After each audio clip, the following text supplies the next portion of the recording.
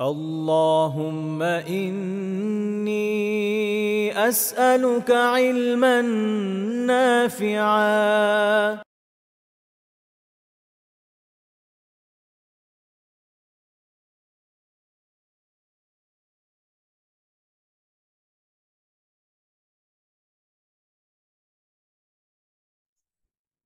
السلام عليكم ورحمة الله وبركاته. بسم الله الرحمن الرحيم. الحمد لله والصلاة والسلام على رسول الله وعلى آله وأصحابه أجمعين. سبحانك لا علم لنا إلا ما علمتنا إنك أنت العليم الحكيم.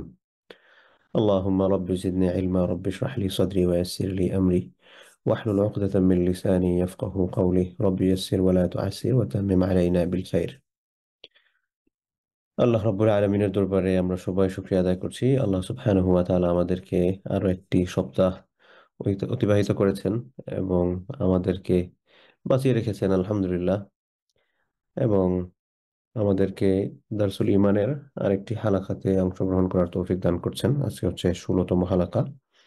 এতদিন পর্যন্ত আমাদের এই ইমানের উপর কথাবার্তা বলার এবং শোনার এবং আমল করার চেষ্টা করার যে আল্লাহ তাআলা তৌফিক দিচ্ছেন, এজন্য আমরা আল্লাহ তাআলার দরবারে শুকরিয়া আদায় করছি আলহামদুলিল্লাহ। আমাদের পক্ষ থেকে অসংখ্য অগণিত দুরূদ ও সালাম আমাদের প্রিয় নবী মুহাম্মদ, আমরা সবাই পড়ি সাল্লাল্লাহু আলাইহি ওয়াসাল্লাম, এবং তার সম্মানিত পরিবার পরিজন, সাহাবায়ে কেরাম, এবং যারা তাদের পথ ধরে চলেছেন, পথ ধরে চলছেন, যারা পথ চলবেন, তাদের সবার প্রতি আল্লাহ সুবহানাহু ওয়া তাআলা কবুল করুন। সম্মানিত দিনী ভাই বোনেরা, আমরা ঈমান নিয়ে যেহেতু আজকে 16তম পর্ব, তার মানে হচ্ছে দীর্ঘ আলোচনা হচ্ছে, এবং আমি চেষ্টা করছি ইন ডিটেলস আমাদের ব্যক্তি জীবনে ঈমানের যে বিষয়গুলো জানার দরকার সেই বিষয়গুলো মেনশন করার। তাই আপনারা কথাগুলো মনোযোগ দিয়ে শোনার পাশাপাশি এগুলো নোট করার চেষ্টা করবেন। শুধু যদি শুনেন তাহলে ভুলে যেতে পারেন, জেহান থেকে চলে যেতে পারে। কারণ অনেক মনে করেন আমি 16টা দার্স দিছি, তো 16টা দার্সের ক্ষেত্রে অনেকগুলা বিষয় দেখা যাবে মেনশন করছি আমি। এজন্য যদি মৌলিক বিষয়গুলো নোট করে রাখেন তাহলে আমল করতেও সুবিধা হবে, পাশাপাশি মনে করেন আপনি এটার উপর আলোচনা করতে পারবেন কোথাও না কোথাও ইনশাআল্লাহ। তো আমরা আমাদের প্রত্যেকটা ঘরকে আমাদের একটা স্টাডি সার্কেল বানানোটা প্রয়োজন বর্তমানে। ইসলামটা আমরা যে বলি যে ইসলাম প্র্যাকটিস করব, ইসলাম প্র্যাকটিসটা কোথায় করবেন? ইসলাম প্র্যাকটিসের জায়গাটা হচ্ছে কিন্তু ফ্যামিলি।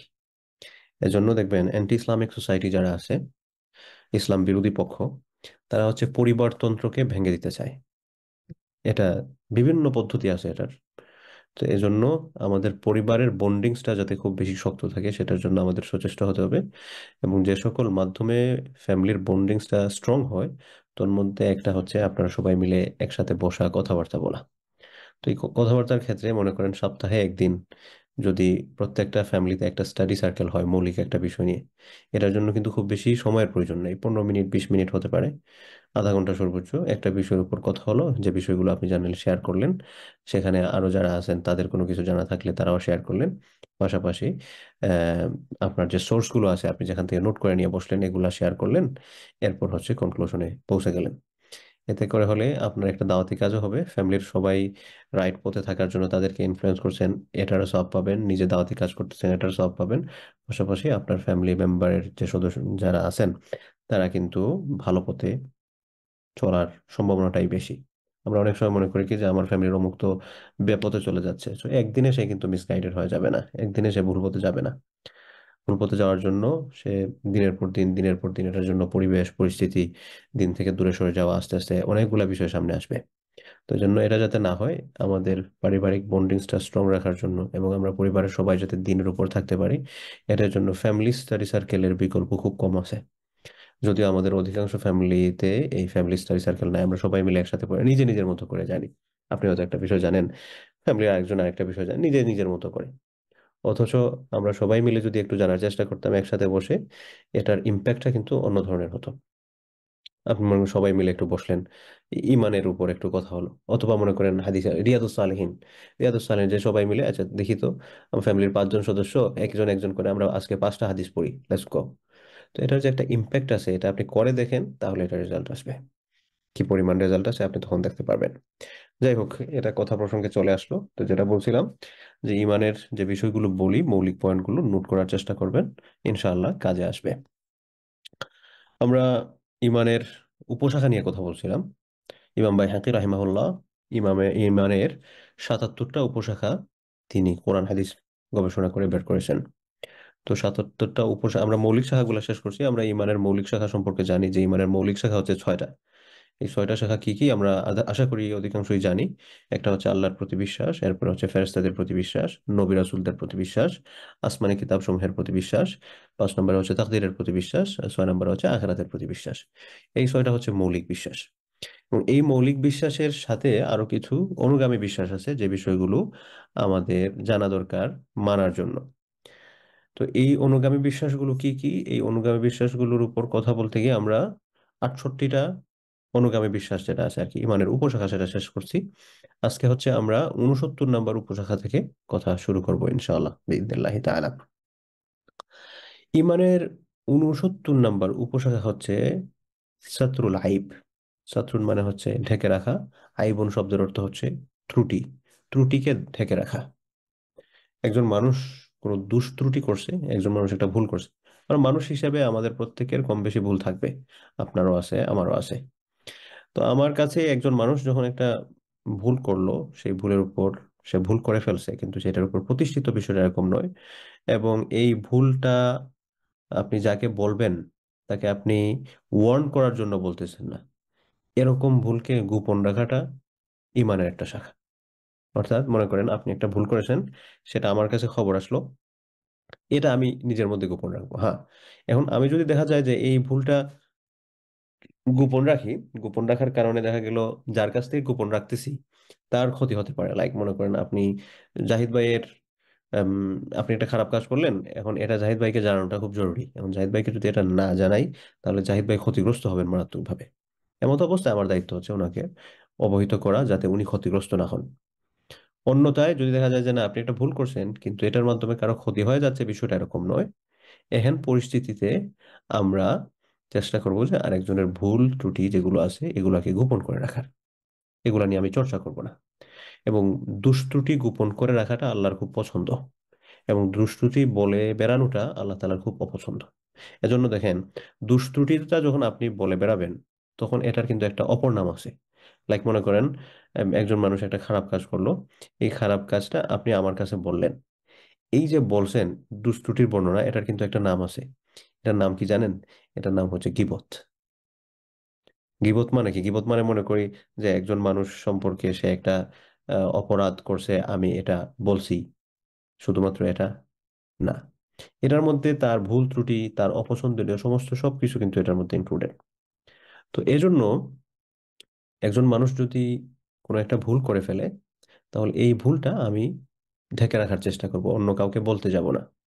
কিন্তু আগে যেটা মেনশন করছি আমি, এটা যদি আমি না বলি, তাহলে দেখা যাবে সে সোসাইটিকে আরো বেশি ক্ষতিগ্রস্ত করতেছে, বা একজন মানুষকে সে ক্ষতি করবে, এটা যদি আমি তাকে না বলি তাহলে সে ক্ষতিগ্রস্ত হয়ে যাবে, এমত অবস্থায় আমি তাকে ইনফর্ম করতে পারি। কিন্তু যদি এরকম না হয়, তাহলে ওই ব্যক্তির ভুলটাকে আমি লুকিয়ে রাখবো, এটা আমি প্রকাশ করতে যাব না, বলে বেড়াবো না। কারণ দোষ গোপন করে রাখা এটা হচ্ছে ঈমানের একটা শাখা। আল্লাহ সুবহানাহু ওয়া তাআলা দোষ বলে বেড়ানোটাকে পছন্দ করেন না। অশ্লীলতা বলতে আমরা কি বুঝি? অশ্লীলতা বলতে মানে হচ্ছে আমরা নারী পুরুষ জনিত যে সকল বিষয় আছে, এটাই হচ্ছে শুধুমাত্র অশ্লীলতা? না, যে কোনো প্রকার নিষিদ্ধ বিষয়, এই নিষিদ্ধ বিষয়ের চর্চাটা কিন্তু অশ্লীলতার মধ্যে পড়ে। চুরি করা একটা অশ্লীলতা, নামাজ না পড়া একটা অশ্লীলতা। অশ্লীলতার পরিধিটা ব্যাপক। হ্যাঁ, ব্যবহারিক ক্ষেত্রে বর্তমানে হয়তো সোসাইটিতে নারী পুরুষ জনিত যে সকল বিষয়াদি আছে আর কি, হারাম, এই বিষয়টাকে অশ্লীলতার মানদণ্ডে নিয়ে আসা হয়। একজন মানুষ ঠিকঠাক পোশাক পরতেছে না, এটাকে অশ্লীলতা বলা হচ্ছে। নারী পুরুষদের মধ্যে অবৈধ সম্পর্ক যেটা, এটাকে অশ্লীলতা বলা হয়। যদিও একটা সোসাইটিতে এটাকে আর অশ্লীলতার চোখে দেখা হয় না, বরং ফাইনাল পার্ট যেটা আছে, বিবাহ বহির্ভূত সম্পর্কের একেবারে ফাইনাল পার্ট, আমি আশা করি আপনারা বুঝতে পারতেছেন আমি কি বোঝাতে চাচ্ছি, এটাকে অশ্লীলতা বলা হচ্ছে।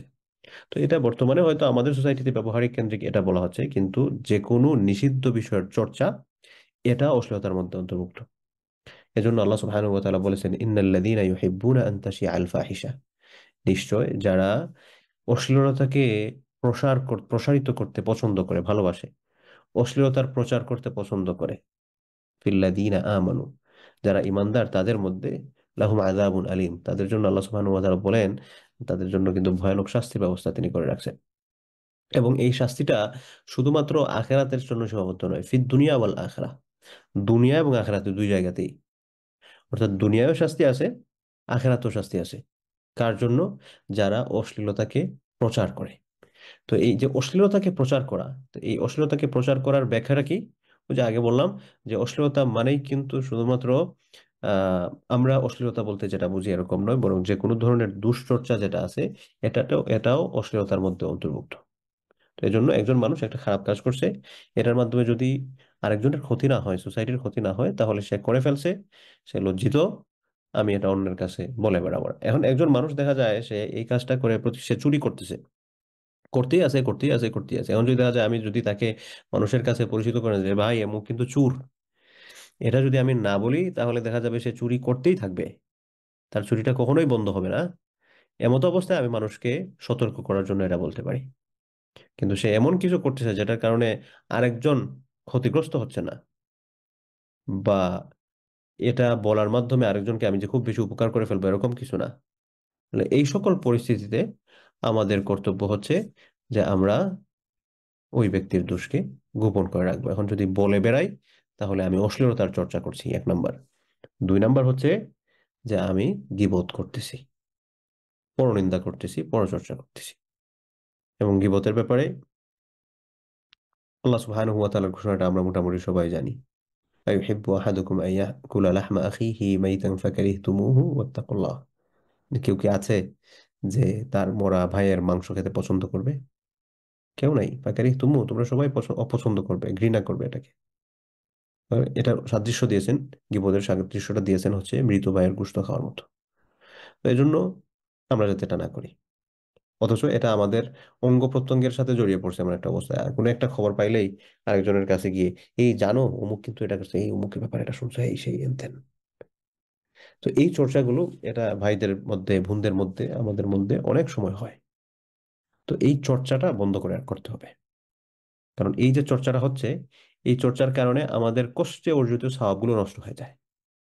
যে মনে করেন আপনি এখানে আমার কথা যতটুকু শুনতেছেন, বা আপনার কথা মনে করেন আমি কিছু শুনলাম, আমরা একটু কোরআন হাদিস থেকে জানার চেষ্টা করলাম, এই মুহূর্তগুলো আমরা প্রত্যাশা করি যে আল্লাহ সুবহানাহু ওয়া তাআলা আমাদেরকে সওয়াব দিবেন।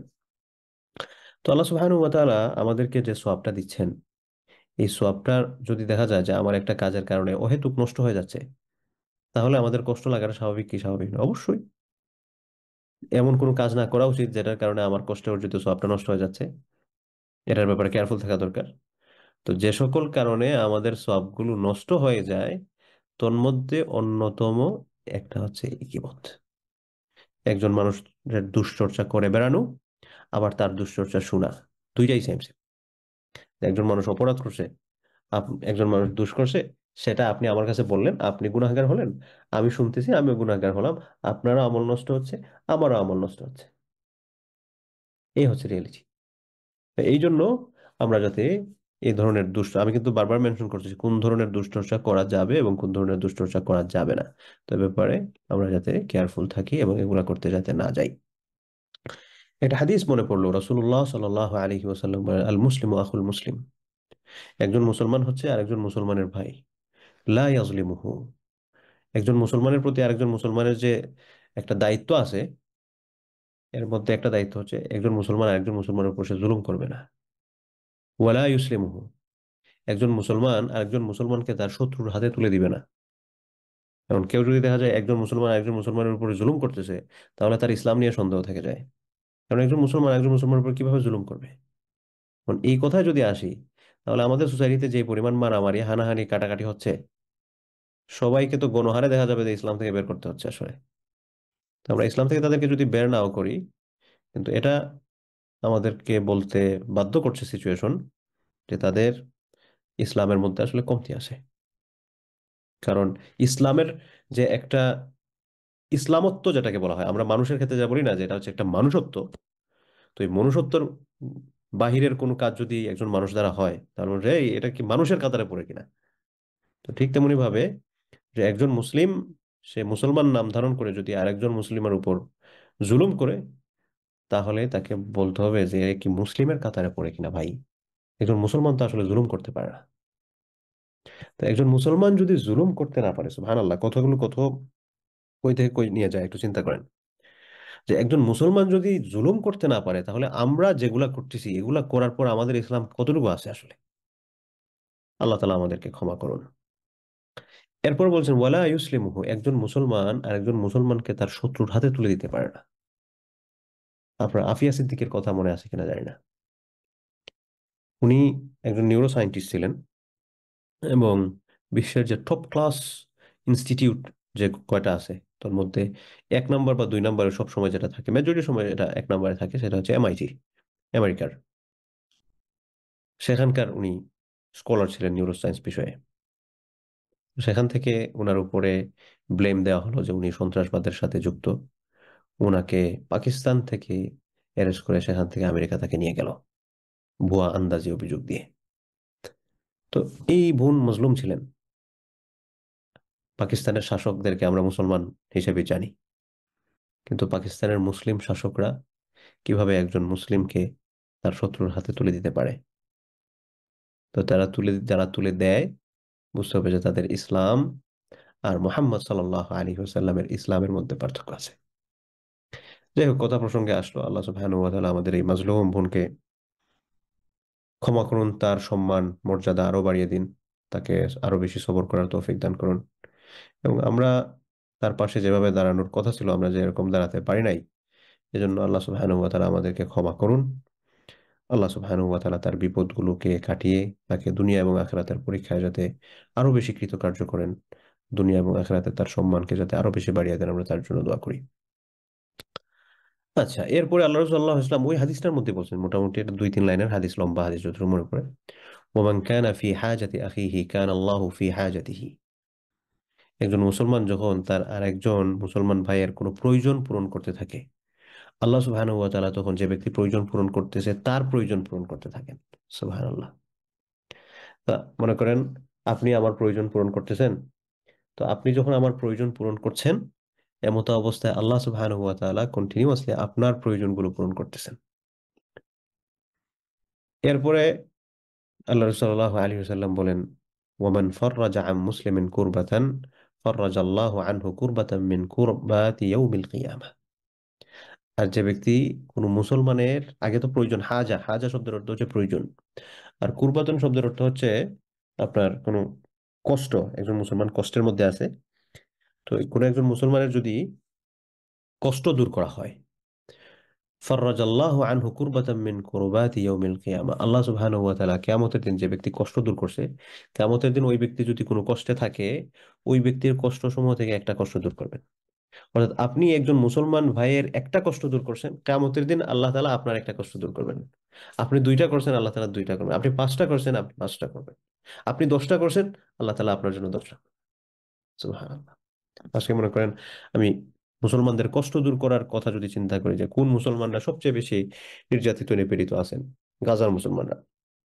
তো আপনি আমি মিলে ধরুন যে আমরা 10 জন ভাই বোনের আমরা কষ্ট লাঘব করার চেষ্টা করলাম, আমরা প্রত্যাশা করি ইনশাআল্লাহ আল্লাহ সুবহানাহু ওয়া তাআলা কিয়ামতের দিনে আমাদের 10টা কষ্ট তিনি আমাদেরকে দূর করে দিবেন আমাদের থেকে। এই 10টা কষ্ট তিনি আমাদের থেকে মুছে দিবেন। তো রাসূল সাল্লাল্লাহু আলাইহি ওয়াসাল্লাম আমাদেরকে এই কথাগুলো জানিয়ে যাচ্ছেন। ওয়ামান সাতারা মুসলিমান, এটা হচ্ছে মূলত হাদিসের মেন, আমাদের আজকের যে টপিকের সাথে এটা সম্পৃক্ত। এখানে অনেকগুলো বিষয় বলা হলো।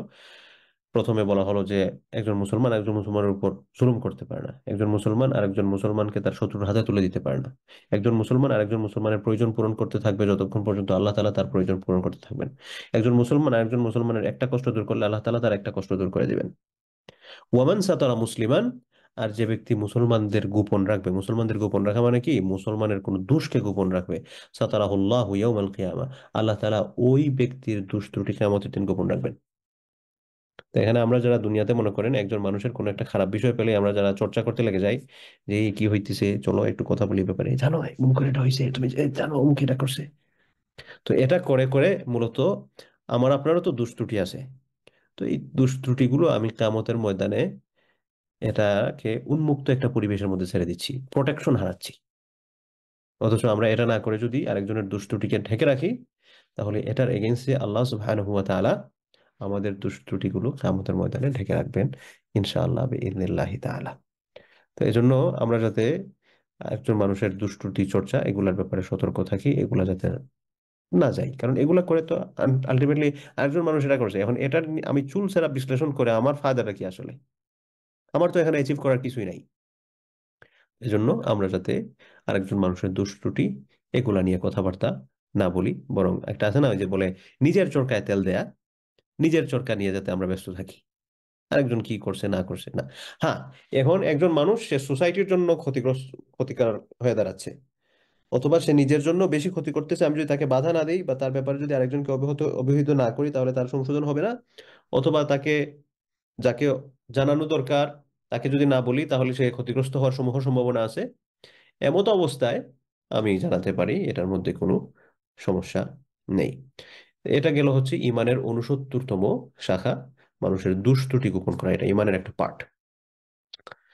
ইমানের এর পরের শাখাটা হচ্ছে আসসাবরু আলাল মুসিবা, মুসিবতের উপরে ধৈর্য ধারণ করা। একজন মানুষ বিপদ আপদে পড়ছেন, এই বিপদ আপদের সিচুয়েশনে আমরা হায় হুতাশ না করে ধৈর্য ধারণ করা, এটা আমাদের সবার জীবনে কম বেশি আসে। বিপদ মুসিবত আসে না যে মুখের লাইফে জীবনে কখনো কোনো মুসিবত আসে নাই এরকম মানুষ পাবেন না, কোথাও নাই, কোথাও নাই, একজনও নাই। তো এজন্য আমাদের জীবনে কম বেশি বিপদ মুসিবত এগুলো আসে, এটা আসা স্বাভাবিক। এগুলা কেন আসে? এগুলা কখনো আসে হচ্ছে আল্লাহ তাআলার পক্ষ থেকে পরীক্ষা হিসেবে, কখনো আসে হচ্ছে কর্মফল হিসেবে, কখনো আসে হচ্ছে এটার বিপরীতে আমাদের জন্য হয়তো ভালো কিছু থাকতে পারে। তো আমরা যখনই কোনো কঠিন সিচুয়েশন অতিক্রম করব, এমত অবস্থায় আমরা আল্লাহ সুবহানাহু ওয়া তাআলার কাছে দোয়া করব যে আল্লাহ, আপনি এটা যেটা দিছেন মুসিবত আমার জন্য, এটা যদি আমার জন্য পরীক্ষা হয়ে থাকে আপনি আমাকে পরীক্ষায় পাশ করার তৌফিক দান করেন। এটা যদি আমার কোনো কর্মফল হয়ে থাকে তাহলে আমার কর্মের যে ভুলটা আমি করেছি আমাকে মাফ করেন, এবং আমার কর্মফলের কষ্টটা থেকে আমাকে অব্যাহতি প্রদান করেন।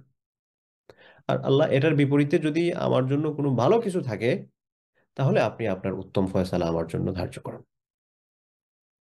কারণ আমরা অনেক সময় হয়তো চাইতেছি একটা জিনিস, এটা আমার জন্য, আমি মনে করতেছি আমার জন্য খুব ভালো হবে, কিন্তু এটা আমার জন্য ভালো নাও হতে পারে, কারণ আমি তো ভবিষ্যৎ জানি না। এজন্য আল্লাহ তাআলা কোরআন কারীমে বলেছেন আসা আন তাকরাহু শাইআ ওয়া হুয়া খায়রুল লাকুম, এমন অনেক কিছু যারা তুমি অপছন্দ করতেছো এটা তোমার জন্য ভালো, ওয়া আসা আন তুহিব্বু শাইআ ওয়া হুয়া শাররুল লাকুম, আর এরকম হতে পারে যে তুমি যেটা তোমার নিজের জন্য পছন্দ করতেছো এটা তোমার জন্য ভালো না।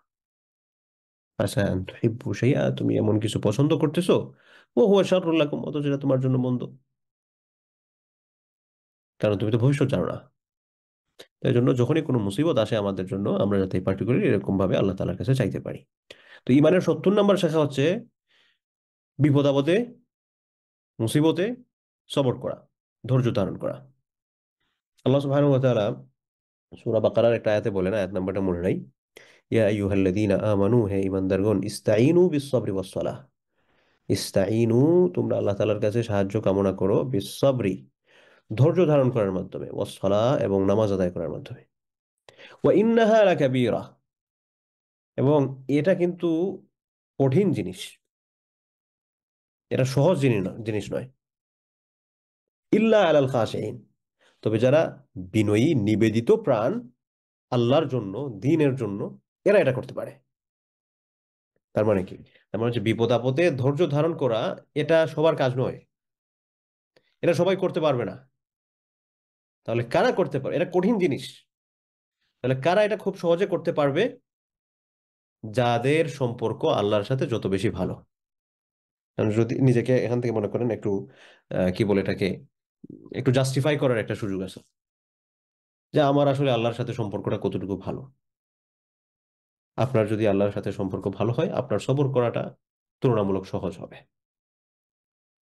হ্যাঁ, বিপদ আপদে কষ্ট পেলে কষ্ট প্রকাশ হতে পারে, সেটা স্বাভাবিক বিষয়, কিন্তু এই প্রকাশিত কষ্টকে নিয়ে আমি হায় হুতাশ করা, এটা আমার জন্য কাম্য নয়, ইসলাম এটাকে অনুসারী করে।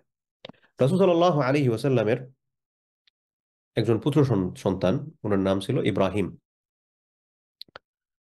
উনার জন্ম হয়েছিল হচ্ছে মারিয়া কিবতিয়া আলাইহিস সালামের ঘরে। মারিয়া কিবতিয়া রাসূল সাল্লাল্লাহু আলাইহি ওয়াসাল্লামের একজন আহ আমাহ ছিলেন। আমাহ মানে হচ্ছে, আগে তো দাস প্রথা ছিল, আল্লাহ রসুলটা কিনে আনছিলেন এরকম না, আল্লাহ রসুলকে একজন উপহার দিয়েছিলেন। তো মারিয়া কিবতিয়া মুসলমান হয়ে গেছিলেন। তো ওনার ঘরে ইব্রাহিম নামে ওনার যে পুত্র সন্তান জন্মগ্রহণ করেন। তো উনি যখন মারা গেলেন, মারা যাওয়ার পর ছোট অবস্থায় মারা গেছেন। মারা যাওয়ার পর আল্লাহ রসুল সাল্লাল্লাহু আলাইহি ওয়াসাল্লাম ওই ইব্রাহিমকে কুলে নিয়ে যখন তাকে দাফন কাফনের কাজে নিয়ে যাচ্ছেন আর কি, তখন আল্লাহ রসুলের চোখ থেকে পানি পড়তেছিল। তখন সাহাবায়ে কেরাম বললেন, ইয়া রাসূলুল্লাহ, আপনি কাঁদতেছেন? তখন আল্লাহ রসুল বললেন যে চোখের পানিটা আসলে আমার কন্ট্রোলে নয়। তো এখান থেকে বোঝা গেল যে কষ্ট পেলে কষ্টের প্রকাশ হতে পারে, কিন্তু আল্লাহ রসুল এটার জন্য হায় হুতাশ করেন নাই। এটা হচ্ছে আমাদের জন্য শিক্ষা, হায় হুতাশ করেন নাই। আরবের বিভিন্ন সময় দেখছি, মনে করেন তাদের কেউ একজন মারা গেছে, মারা যাওয়ার পর আমরা কেউ মারা গেলে কি পড়ি? ইন্না লিল্লাহি ওয়া ইন্না ইলাইহি রাজিউন। এটা হচ্ছে একটা মুসিবতের দোয়া। শুধুমাত্র মারা যাওয়ার দোয়া না। আমরা অনেকে মনে করি যে ইন্না লিল্লাহি ওয়া ইন্না ইলাইহি রাজিউন এটা হচ্ছে শুধুমাত্র মানুষ মারা গেলে পড়ার জন্য দোয়া। এরকম কথাটা ঠিক নয়, বরং যে কোনো ধরনের মুসিবতে এই দোয়াটা পড়া। তো আরবরা দেখতাম যে কেউ মারা গেছে, তো তো মারা গেলে সে ইন্না লিল্লাহি ওয়া ইন্না ইলাইহি রাজিউন বলবে, এরপরে হচ্ছে আল্লাহর শুকরিয়া আদায় করে, আলহামদুলিল্লাহ। না, আমাদের দেশে মনে করেন কেউ একজন মারা গেছে, কারণ আমাদের দেশে বা আমাদের সংস্কৃতিতে ধরেন আর কি, কেউ একজন মারা গেছে, মারা যাওয়ার পর আপনি যদি বলেন আলহামদুলিল্লাহ, ব্যক্তি কিন্তু আপনার মায়ের দেওয়ার সম্ভাবনা আছে। আমার মারা গেছে, সে আলহামদুলিল্লাহ বলতেছে। তো আল্লাহ তাআলার শুকরিয়াটা ওই সেন্স থেকে আদায় করা, যে আল্লাহ তাআলা আমাকে মুসিবত দিয়েছেন, আমি শুকরিয়া আদায় করতেছি। অর্থাৎ আল্লাহ, আপনি আমাকে যে অবস্থায় রেখে সন্তুষ্ট, আমি সে অবস্থায় থেকে সন্তুষ্ট, এরকম আর কি। তো এই জন্য আল্লাহ সুবহানাহু ওয়া তাআলা সূরা বাকারার আয়াতের মধ্যে বলতেছেন যে তোমরা ধৈর্য ধারণ করবে, এবং ধৈর্য ধারণ করাটা কিন্তু এটা কঠিন কাজ। ইন্নাহা লাকাবীরা, নিশ্চয় এটা কঠিন কাজ, ইল্লা আলাল খাশিঈন, তবে যারা নিবেদিত প্রাণ আল্লাহর জন্য, তারা এটা করতে পারে। এখন ধৈর্য ধারণ করলেন, ধৈর্য ধারণ করার মাধ্যমে তো আপনি আল্লাহর জন্য নিবেদিত প্রাণ, এটা প্রকাশ হলো। অ্যাচিভটা কি করবেন, অর্জনটা কি হবে? আল্লাহ তাআলা বলছেন ওয়াবাশশিরিস সাবিরিন, যারা ধৈর্য ধারণ করে তাদের জন্য হচ্ছে সুসংবাদ। এই যে আপনার অ্যাচিভমেন্টটা কি? আল্লাহর পক্ষ থেকে সুসংবাদ। আল্লাহর পক্ষ থেকে সুসংবাদ মানেই হচ্ছে জান্নাত। আল্লাহর পক্ষ থেকে সুসংবাদ মানেই হচ্ছে জাহান্নাম থেকে মুক্তি। আল্লাহর পক্ষ থেকে সুসংবাদ মানেই হচ্ছে কম আযাব। আল্লাহর পক্ষ থেকে সুসংবাদ মানেই হচ্ছে আপনার মর্যাদা বৃদ্ধি। সুবহানাল্লাহ। আল্লাহ তাআলা বলছেন ওয়াবাশশিরিস সাবিরিন, ধৈর্য ধারণকারীদের জন্য সুসংবাদ। মানে আপনি বিভিন্ন ধরনের বিপদে থাকতে পারেন, আপনার চাকরির সমস্যা, হাজবেন্ড ওয়াইফের সমস্যা, সন্তান সন্ততির সমস্যা, ফিজিক্যাল সমস্যা থাকতে পারে, অসুস্থ, বিয়ে শাদী হচ্ছে না, বিভিন্ন ধরনের, এক একজনের এক এক ধরনের সমস্যা থাকতে পারে। তো যে ধরনের যেই সমস্যাই থাকুক, এই সমস্যার উপর ধৈর্য ধারণ করে আল্লাহর কাছে দোয়া করা, এটা হচ্ছে ইমানদারের বৈশিষ্ট্য। এটা যদি আমরা করতে পারি, ওয়াবাশশিরিস সাবিরিন, এই সকল মানুষদের জন্য আল্লাহ তাআলা বলছেন তাদের জন্য সুসংবাদ। এখন আপনি আমি যে ধৈর্য ধারণ করতেছি, এটার প্রমাণ কি? আমার এমন কি কোনো স্কেল আছে যেটা দিয়ে আমি নিজেকে পরিমাপ করতে পারবো যে আমি আসলে ধৈর্য ধারণ করতেছি কি করতেছি না? এই কথার ব্যাখ্যাটা দিচ্ছেন আল্লাহ সুবহানাহু ওয়া তাআলা, যে এটার একটা স্কেল আছে। স্কেলটা কি? আল্লাযীনা ইযা আসাবাতহুম মুসিবা, যারা যখন কোনো বিপদে পড়ে, কালু, তখন তারা বলে, ইন্না লিল্লাহি ওয়া ইন্না ইলাইহি রাজিউন। এই যে বলছিলাম মুসিবতের দোয়া, ইন্না লিল্লাহি, এটার মানে কি? ইন্না লিল্লাহি, আমরা আল্লাহ তাআলার জন্য, ওয়া ইন্না ইলাইহি রাজিউন, এবং আমরা তার দিকেই প্রত্যাবর্তনকারী। এই দোয়াটা আমরা পড়বো। তো এটা শুধুমাত্র মানুষ মারা যাওয়ার দোয়া নয়, যে মানুষ মারা গেছে এই সময়টাই শুধু পড়বো আর বাকি সময়ের জন্য নাই, না, এরকম নয়। বরং এটা মানুষ মারা গেলে এটা একটা মুসিবা হিসেবে আমরা পড়ি। আমার জীবনের, আপনার জীবনের যে কোনো প্রকার আপনি মুসিবতে আছেন, আপনি ইন্না লিল্লাহি ওয়া ইন্না ইলাইহি রাজিউন এটা বেশি বেশি পড়বেন, বেশি বেশি পড়বেন, দেখবেন একটা সলিউশন আসবে ইনশাআল্লাহ। তো এই যে বলছিলাম যে ধৈর্য ধারণ করার স্কেলটা কি? ধৈর্য ধারণ করার স্কেল হচ্ছে হায় হুতাশ না করে আমি আল্লাহর কাছে চাইবো এবং ইন্না লিল্লাহি ওয়া ইন্না ইলাইহি রাজিউন বলবো। তো এটা যখন বলতেছি, বলার মাধ্যমে তো আমি ধৈর্য ধারণ করতেছি, যে এটা নিজেকে একটু সান্ত্বনা দিলাম যে না, আমি ধৈর্য ধারণ করতেছি, আল্লাহর পক্ষ থেকে আমার জন্য সুসংবাদ। সুসংবাদ দিয়ে কি শেষ? না, আল্লাহ তাআলা বলছেন আরো আছে। আরো কি? উলাইকা আলাইহিম সালাওয়াতুম মির রাব্বিহিম, তাদের প্রতি তাদের রবের পক্ষ, আমাদের রবকে আল্লাহ সুবহানাল্লাহ, আল্লাহ তাআলা বলেন তাদের প্রতি তাদের রবের পক্ষ থেকে সলাওয়াত। সালাত মানে কি? সলাওয়াত এটা বহুবচন শব্দ সালাতের। সালাত মানে হচ্ছে কি, আমরা যে বলছি নামাজ পড়া, যে আল্লাহ তাআলার পক্ষ থেকে তাদের প্রতি আরো বেশি নামাজ চাপিয়ে দেওয়া হয় না। আল্লাহ তাআলার দিকে যখন সালাতের ইন্ডিকেশন হয়, তখন এটার অর্থ হয় হচ্ছে অনুগ্রহ করা। তো আল্লাহ তাআলা বলছেন উলাইকা আলাইহিম সালাওয়াতুম মির রাব্বিহিম, এই সকল মানুষদের জন্য তাদের প্রভুর পক্ষ থেকে অনুগ্রহ, ওয়া রাহমা, এবং রহমত। রহমতটাও অনুগ্রহ। তাহলে নর্ম সালাওয়াত এক প্রকার অনুগ্রহ, রহমত আরেক প্রকার অনুগ্রহ। এটার দুইটার মধ্যে পার্থক্য কি? এই দুইটার মধ্যে পার্থক্য হচ্ছে দুইটা দুই ক্যাটাগরির বড় বড় অনুগ্রহ। ওয়া উলাইকা হুমুল মুহতাদুন, এবং এটা হচ্ছে সবচেয়ে বড় অর্জন। এই বড় অর্জনটা কি? উলাইকা হুমুল মুহতাদুন, এরা হেদায়েত প্রাপ্ত। সুবহানাল্লাহ। ধৈর্য ধারণ করা, নিজে ধৈর্যশীল হলে নিজে এটা ডিফাইন করা যাবে, আল্লাহ তাআলা আমাকে বলছেন যে আমি সঠিক পথের মধ্যে আছি। যার যত বেশি ধৈর্য কম, বুঝতে হবে তার মধ্যে তত বেশি হেদায়েত কম। এবং হেদায়েতটা আমাদের জীবনে সবচেয়ে বড় জিনিস। আমি হয়তো আপনাদের সাথে হেদায়েত ব্যাপারে অন্যান্য সময় কথা বলেছি। আমার আপনার জীবনে যা কিছুই আছে, এই সব কিছুই থাকার পাশাপাশি হেদায়েত যদি না থাকে, এগুলা কোনো কিছুর মূল্য নাই, কোনো কিছুর মূল্য নাই। আমি একটা উদাহরণ দিই। মনে করেন একজন মানুষ প্রচুর টাকা পয়সার মালিক, কিন্তু তার জীবনে হেদায়েত নাই। সে আর কারুনের মধ্যে কোনো পার্থক্য নাই। কারুনের প্রচুর টাকা পয়সা ছিল কিন্তু হেদায়েত ছিল না। কিন্তু আপনি প্রচুর টাকা পয়সার মালিক, সাথে আপনার হেদায়েত আছে, আপনি নিজেকে উসমান রাদিয়াল্লাহু আনহুর অনুসারী মনে করতে পারেন। উসমান রাদিয়াল্লাহু আনহুর টাকা পয়সা ছিল, হেদায়েত ছিল। আব্দুর রহমান ইবনে আউফ রাদিয়াল্লাহু আনহু সাথে চিন্তা করতে পারেন। আব্দুর রহমান ইবনে আউফ রাদিয়াল্লাহু আনহুর টাকা পয়সা ছিল, হেদায়েত ছিল। একজন মানুষ, সে অত্যন্ত সুদর্শন, দেখতে খুব সুন্দর, কিন্তু সাথে সাথে তার কোনো হেদায়েত নাই। এই সুদর্শনতার কোনো মূল্য নাই, কোনো মূল্য নাই। এই কত কাফির কুফফার, কত বড় বড় আইডলস কত হয়ে গেছে কথিত, আহ, কিন্তু হেদায়েত ছিল না। পাওয়ারের কথা, তো তার কাছে অনেক পাওয়ার আছে কিন্তু হেদায়েত নাই। ফেরাউনের কাছে পাওয়ার ছিল, নমরুদের কাছে পাওয়ার ছিল, কিন্তু এটার সাথে যদি হেদায়েত থাকে, পরিচয়টা অন্যরকম হবে। তো এই জন্য হেদায়েতটা অনেক বড় জিনিস। এবং এই হেদায়েতটার যে সকল মাধ্যমে হেদায়েত অর্জন করা যায়, তোর মধ্যে অন্যতম একটা হচ্ছে সবর করা। আল্লাহ তাআলা আমাদেরকে ঘোষণা দিয়ে বলছেন যে সবর করলে তাদের জন্য সুসংবাদ, তাদের জন্য আল্লাহ তাআলার পক্ষ থেকে হচ্ছে রহমত, অনুগ্রহ, তাদের জন্য আল্লাহ সুবহানাহু ওয়া তাআলার পক্ষ থেকে হেদায়েতের ঘোষণা। সুবহানাল্লাহ। এরপরে আরেক আয়াত আল্লাহ সুবহানাহু ওয়া তাআলা বলেন ইন্নামা ইউওয়াফাস সাবিরুনা আজরাহুম বিগাইরি হিসাব। ইন্নামা ইউওয়াফাস সাবিরুন, যারা সবর করে, ধৈর্যশীল যারা, তাদের জন্য আল্লাহ সুবহানাহু ওয়া তাআলা আজরের ব্যবস্থা করছেন। আজর মানে কি? পুরস্কার। কেমন পুরস্কার? বিগাইরি হিসাব, যে পুরস্কারের কোনো হিসাব নাই, বেহিসাব পুরস্কার। আল্লাহ তাআলা যারা ধৈর্য ধারণ করেন তাদের জন্য এমন এমন পুরস্কারের ব্যবস্থা করছেন, এমন এমন বিনিময়ের ব্যবস্থা করছেন, যার কোনো হিসাবই নাই। একবার কিছু মানুষ রাসূল সাল্লাল্লাহু আলাইহি ওয়াসাল্লামের কাছে আসলেন। তারা আনসারী সাহাবী ছিলেন আর কি। আনসারী কারা? যারা আগে থেকেই মদিনায় বসবাস করতেন। মুহাজির কারা? যারা মক্কা থেকে হিজরত করে মদিনায় আসছিলেন। আচ্ছা। তো কিছু সাহাবী আল্লাহ রসুলের কাছে আসলেন, এসে আল্লাহ রসুলের কাছে সোয়াল করলেন। সোয়াল করা মানে স্বাভাবিক প্রশ্ন না, কিছু চাইলেন আর কি, তারা তাদেরকে হেল্প করার জন্য। তো আল্লাহ রসুল সাল্লাল্লাহু আলাইহি ওয়াসাল্লামের কাছে কেউ চাইলে আল্লাহ রসুল কখনো কাউকে খালি হাতে ফিরিয়ে দিতেন না, সবাই দিতেন। তারা চাইছে, আল্লাহ তাআলা, আল্লাহ রসুল দিলেন। আর কতক্ষণ বোঝা গেল, আরো কিছু মানুষ আসছে, আবার চাইছে, আল্লাহ রসুল দিচ্ছেন। দিতে দিতে হাত্তা নাফিদা মা ইনদাহু, আল্লাহ রসুলের কাছে যা কিছু ছিল তিনি সব দিয়ে দিচ্ছেন। তখন আল্লাহ রসুল বলেন, দেখো আমার কাছে যা থাকে আমি সব দিয়ে দিই, এবং আমি দিয়ে দিয়েছি সবকিছু। আমার কাছে আসলে ওরকম আর কিছু নাই। তবে একটা জিনিস জেনে রাখো,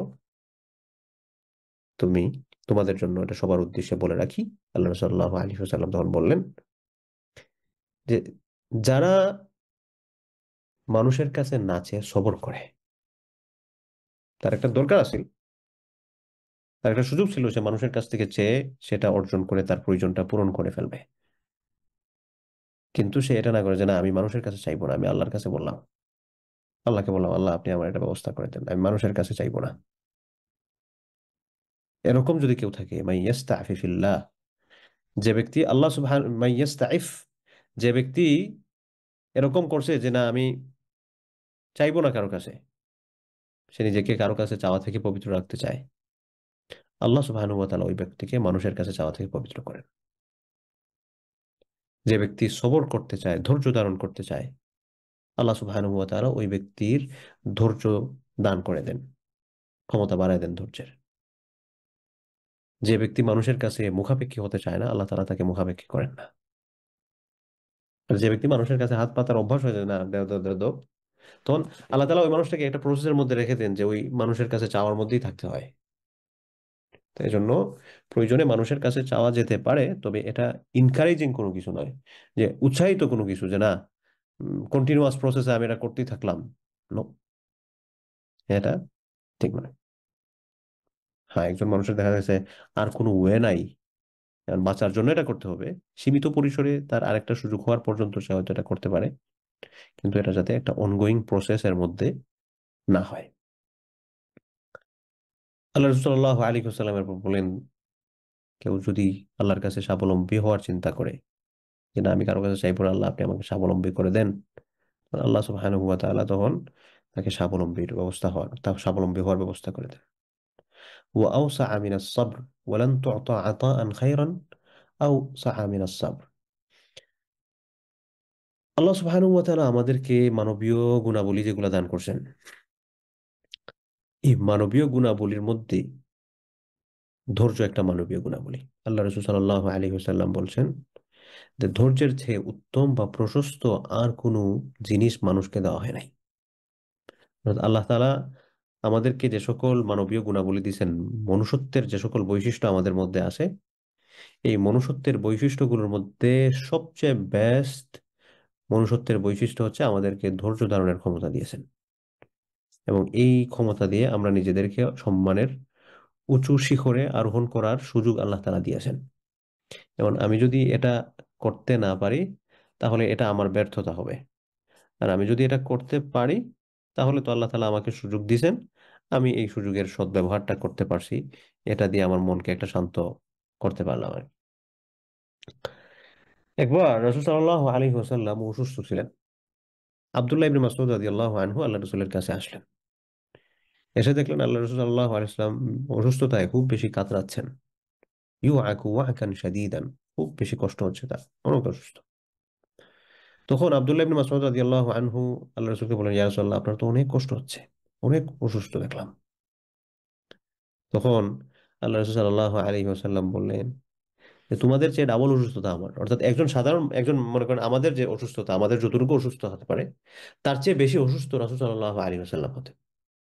কারণ আল্লাহ রাসূল এই যে মনে করেন, এটা অনেকেই নন মুসলিম সোসাইটি থেকে যে প্রশ্নটা করা হয়, আল্লাহ রসুলের একাধিক স্ত্রী ছিলেন, একাধিক বলতে যে মোর দেন ফোর। আমরা তো ইসলামে চারজনের বৈধতা, সেটা নিয়ে আর অনেক কন্ট্রোভার্সি অ্যান্টি ইসলামিক সোসাইটির মধ্যে থাকে, সেটা আমার কথা বলার উদ্দেশ্য নয়, জাস্ট আমি পয়েন্ট যেটা বলতে চাই। তাহলে আল্লাহ রসুল চারটার থেকে বেশি কেন? তো আমাদের মনে হয় যে আল্লাহ রসুল কেন চারটার চেয়ে বেশি? কারণ আল্লাহ রসুল নর্মাল মানুষ ছিলেন না, আমাদের মতো ছিলেন না, এবং ওনার যে বিয়ে শাদী হয়েছে, সেটার অন্যতম মৌলিক উদ্দেশ্য ছিল দ্বীনের বিভিন্ন বিষয়াদি প্রচার করার জন্য, এবং আল্লাহ সুবহানাহু ওয়া তাআলার পক্ষ থেকে তাকে সেটার আদেশ করা হয়েছিল। আর আপনি এমনি বডি ফিটনেস এই সকল বিষয় থেকে যদি চিন্তা করা হয়, তাহলে রাসূল সাল্লাল্লাহু আলাইহি ওয়াসাল্লাম আমরা যেরকম ভাবে, আমরা যতটুকু ক্যালোরি আমাদের বডির মধ্যে আছে, আমাদের শরীরের মধ্যে যে পরিমাণ প্রোটিন আছে, আমাদের শরীরের মধ্যে যে পরিমাণ মনে করেন পাওয়ার আমরা খাবার থেকে গ্রহণ করি বা আল্লাহ প্রদত্ত যেটা আছে, এর চেয়ে রাসূল সাল্লাল্লাহু আলাইহি ওয়াসাল্লামের অনেক অনেক বেশি ছিল। তো এই কথাটা আল্লাহ রাসূল এই হাদিসের মধ্যে একটু মেনশন করছেন, যে তোমাদের যতটুকু এটা যে পয়েন্টটা থেকে গেলাম, যে ওখানে আল্লাহ আল্লাহ রসুল সাল্লাল্লাহু আলাইহি ওয়াসাল্লাম বেশি, এখানেও দেখেন অসুস্থতার ক্ষেত্রে ওই যে আমাদের চেয়ে আল্লাহ রসুলের বডির পাওয়া বেশি, ঠিক তেমনি ভাবে আমাদের চেয়ে আল্লাহ রসুলের অসুস্থতা বেশি ছিল। এরপর রসুল সাল্লাল্লাহু আলাইহি ওয়াসাল্লাম বললেন, হ্যাঁ আমার অসুস্থতা বেশি, এর পাশাপাশি আমার সওয়াবও কিন্তু বেশি। আমার তোমাদের চেয়ে ডাবল অসুস্থতা, আমার তোমাদের চেয়ে ডাবল সওয়াব। অর্থাৎ যার যত বেশি অসুস্থতা তার তত বেশি সওয়াব। এটা হচ্ছে সবর। আপনি জ্বর উঠছে, আপনার গুনাহ মাফ হচ্ছে। আরেকজন মানুষ অনেক বড় ডিজিজ হয়, অনেক বড়, লাইক মনে করেন আমরা সোসাইটিতে বড় বড় অসুস্থতা বলতে কি বুঝি, লাইক কারো মনে করেন আল্লাহ না করো কারো ক্যান্সার হয়ে গেছে বা এরকম কোনো কিছু। যদিও আপনার ক্যান্সারকে অনেক বড় হিসেবে যদি চিন্তা করা হয়, ক্যান্সারের সাথে সাথে কিন্তু মানুষ মারা যায় না। হার্ট অ্যাটাক করলে কিন্তু সাথে সাথে মানুষ মারা যায়। কিন্তু হার্ট ডিজিজটাকে, মানে ক্যান্সারকে যেরকম ভয় পাবো, বাপ রে বাপ ক্যান্সার না জানি কি জিনিস, ক্যান্সারকে যেরকম ভয় পাওয়া হয়, ক্যান্সার কিন্তু আপনাকে ইনস্ট্যান্টলি 15 মিনিট 1 ঘন্টার মধ্যে আপনাকে নাই করে দিবে না, হার্টটা কিন্তু 1 ঘন্টার মধ্যে নাই করে দিবে। হার্টটাকে রোগ হিসেবে যদি ভয় পান তাহলে এটাকে কিন্তু আরো বেশি ভয় পাওয়া দরকার। যাই হোক, তো রোগকে ভয় পাওয়ার কথা এটা বলা উদ্দেশ্য নয়, বরং যে জায়গা থেকে আসছি, যে আমরা যে যে ধরনের অসুস্থতার মধ্যে আছি না কেন, আমার অসুস্থতা যত বেশি বড়, আমার গুনাহ তত বেশি মাফ হচ্ছে। এই কথাটাই রাসূলুল্লাহ আলাইহি ওয়াসাল্লাম এই হাদিসের মধ্যে বলেছেন, যে আমার তোমাদের যে রাবল অসুস্থতা, রাবল গুনাহ মাফ হয়। ওয়া মা মিন মুসলিমিন ইউসিবুহু আযান, এমন কোন মুসলমান নাই যে মুসলমানকে আল্লাহ তাআলা একটু কষ্ট দিচ্ছেন, ইল্লা হাত্তাত আনহু খাতায়া, এমন কোন মুসলমান নাই যে তার হাত্তাত আনহু, তার থেকে মুছে ফেলা হচ্ছে না খাতায়াহু, তার গুনাহসমূহ।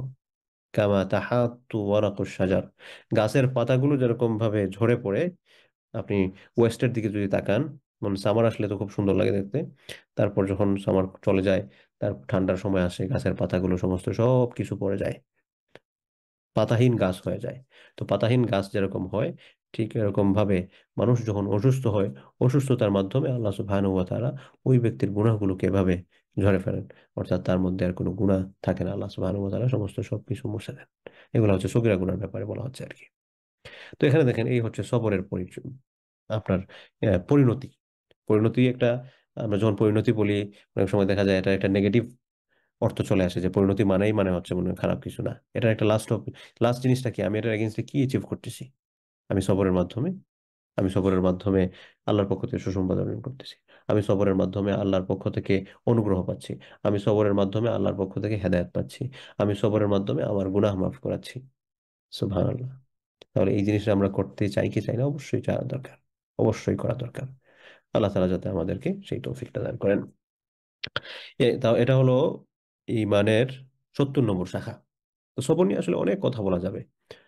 আপনারা সবর বিষয়ক যদি আরো হাদিস পড়তে চান নিজেদের মধ্য থেকে, রিয়াদুস সালেহিনে বাবুস সবর বলে একটা অধ্যায় আছে, সবরের এই হাদিসগুলো পড়তে পারেন। অনেকগুলো হাদিস এখানে আনা হয়েছে, বা আরো বিভিন্ন হাদিসের কিতাবগুলোর মধ্যে সবর অধ্যায় আছে, আপনারা এগুলো অনলাইনে সার্চ করলেই পাবেন সবর সংক্রান্ত হাদিস। এগুলো পড়বেন, তাহলে এনকারেজ আসবে নিজেদের মধ্যে ইনশাআল্লাহ। মুমিনের জিন্দগিটাই হচ্ছে সবর এবং শুকুরের মাঝখানে। আল্লাহ সাল্লাল্লাহু আলাইহি ওয়াসাল্লাম বলেন, আমরান, একটা বিষয়, এটা হচ্ছে মুসলমানদের এমন একটা বিষয়, এটা আজাবান, আজীব করার মানে আশ্চর্যান্বিত একটা বিষয়। মুসলমানের একটা বিষয় মানুষদেরকে খুব আশ্চর্যান্বিত করে। এটা কি? যে ইদা আসাবাতহু শাররা, একজন মানুষ, ইদা আসাবাতহু সাররা, হ্যাঁ, ইদা আসাবাতহু সাররা শাকারা, একজন মানুষ যখন সে আনন্দের মধ্যে পড়ে, শাকারা, তখন সে শুকরিয়া আদায় করে, আমার কোনো কষ্ট নাই আলহামদুলিল্লাহ। ওয়া ইদা আসাবাতহু দাররা, আর তার মধ্যে যখন কোনো একটা মুসিবত এসে পড়ে, কোনো কষ্ট এসে পড়ে, সাবারা, তখন সে হচ্ছে ধৈর্য ধারণ করে। তো আমাদের মুসলমানদের জিন্দেগি হবে সবর এবং শুকুরের মাঝখানে। আমি ভালো অবস্থায় আছি, আল্লাহর শুকরিয়া আদায় করবো আলহামদুলিল্লাহ। আমি খারাপ অবস্থায় আছি, আমি আল্লাহ সুবহানাহু ওয়া তাআলার কাছে সবর করব। তো মুমিনের জিন্দেগি হবে সবর এবং শুকুরের মাঝখানে। শুকরিয়া আদায় করবেন, আল্লাহ তাআলা বলেছেন ইন শাকারতুম লাযিদান্নাকুম, শুকরিয়া আদায় করো আর বাড়ায় দিব।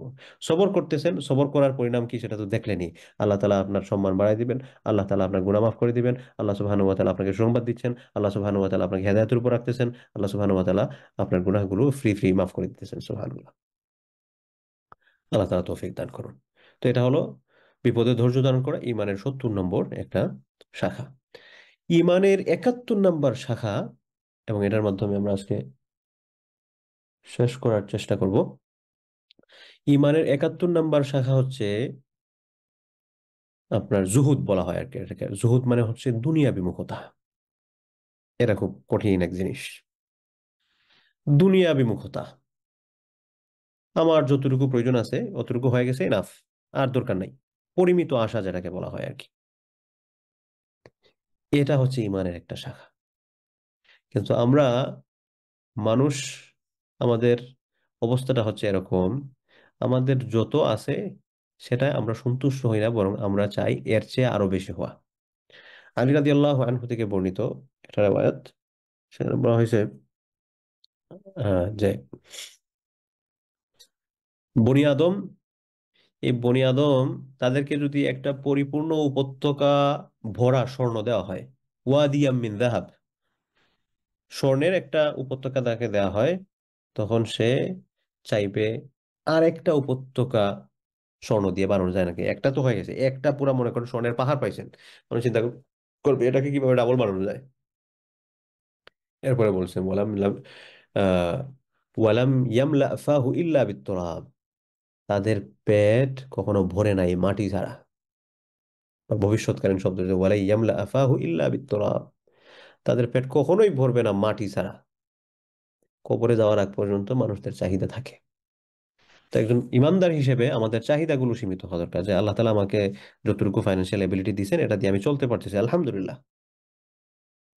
এই আলহামদুলিল্লাহ বলাটাই হচ্ছে আমার জুহুদ, আমি দুনিয়া থেকে যা আমার যা আছে খালাস, আর দরকার নাই। এরকম কিন্তু অনেক মানুষ আছেন।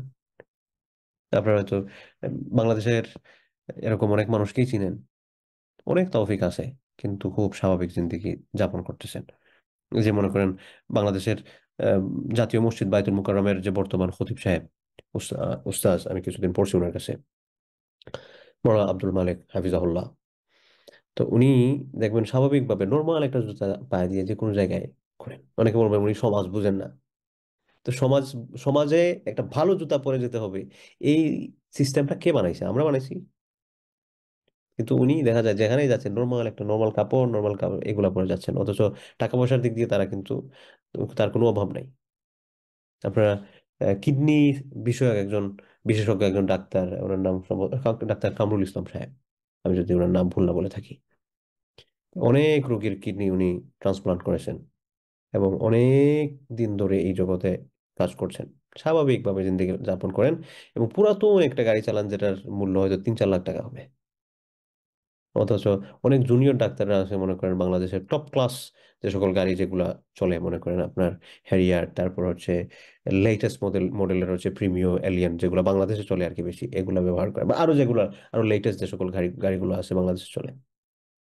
তো দুনিয়া বিমুখতা মানে হচ্ছে আমার যতটুকু আছে আমি একটা ফুল স্টপ দেওয়া, যে না আমার আমার যথেষ্ট হয়ে গেছে আলহামদুলিল্লাহ, আর দরকার নাই, এখন আমি চলতে থাকি, এই জিনিসটা করা।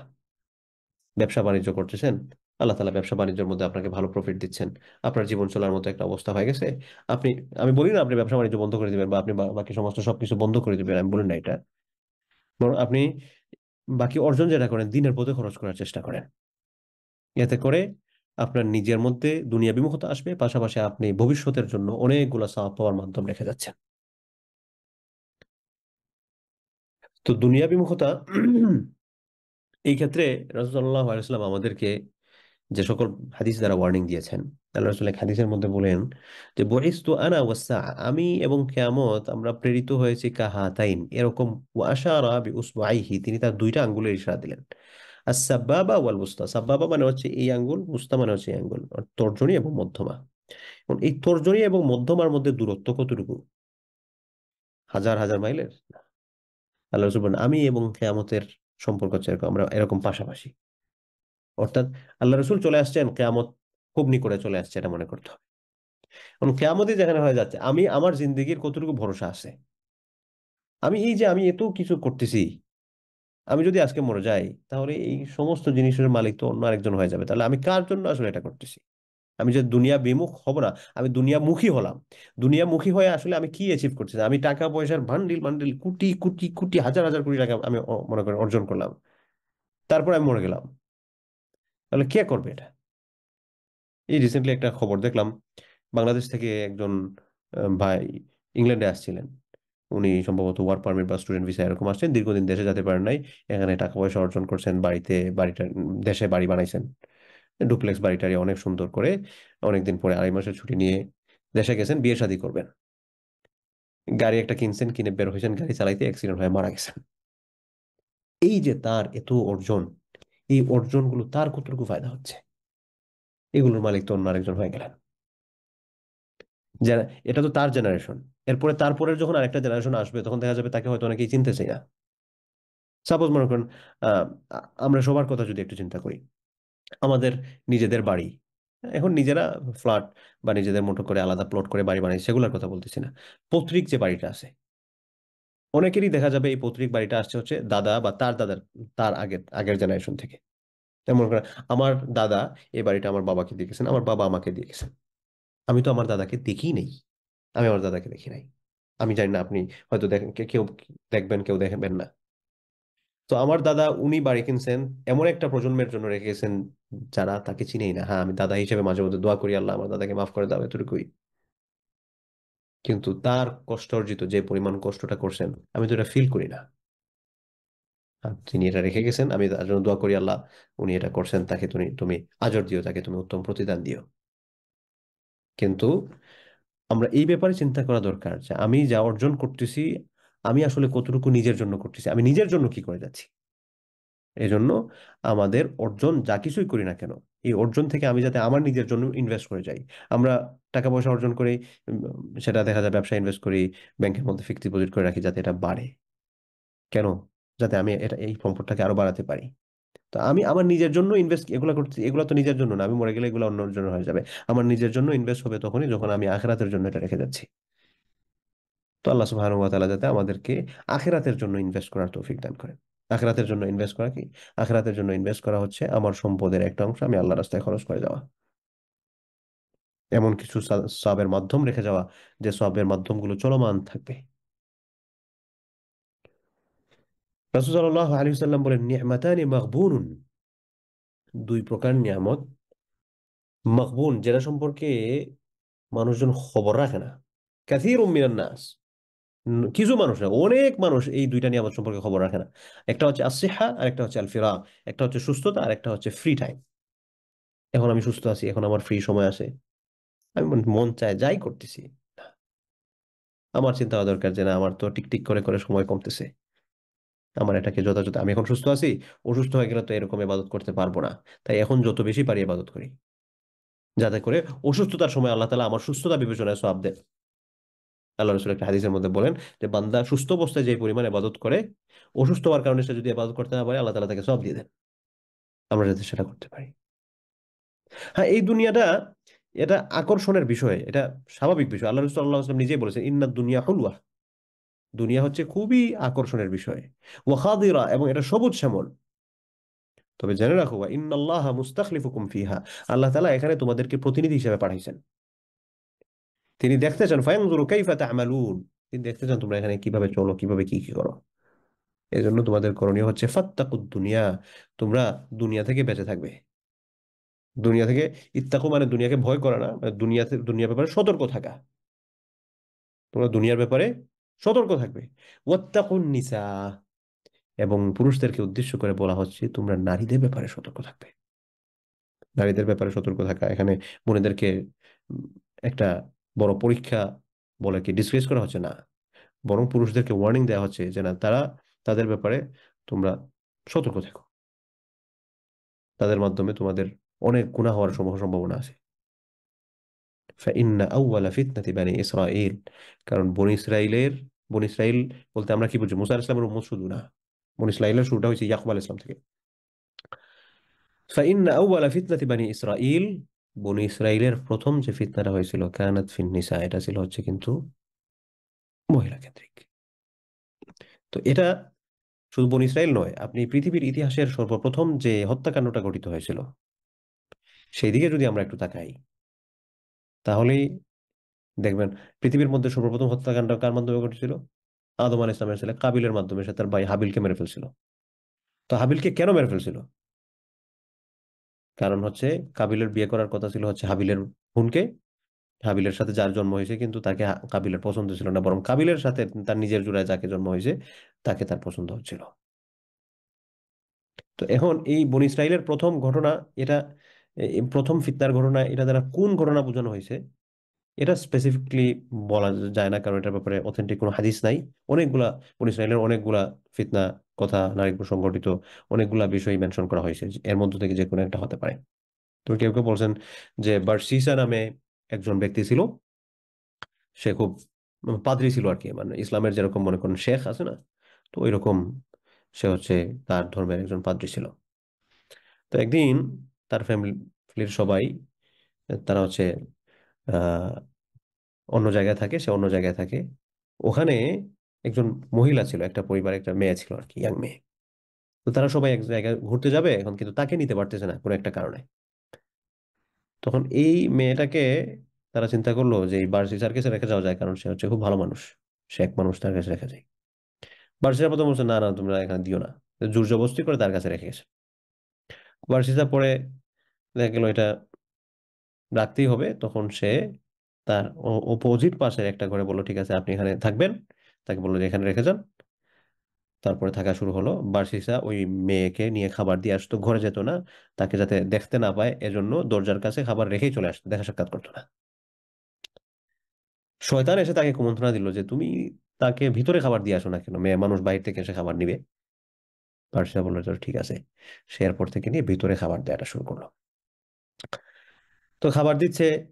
এরপর শয়তান এসে কুমন্ত্রণা দিল, তুমি খাবার দাও, একটু কথাবার্তা বলে, এটা একটা ফর্মালিটি আছে না, হাই হ্যালো, তোমার মেহমান আসছে, আর এরকম কথা না বলে থাকতে থাকতে তুমি তো একটা সময় পাগল হয়ে যাবা। পার্সিয়া বললো আসলেই তো। তারপর আস্তে আস্তে কথা বলা শুরু হলো।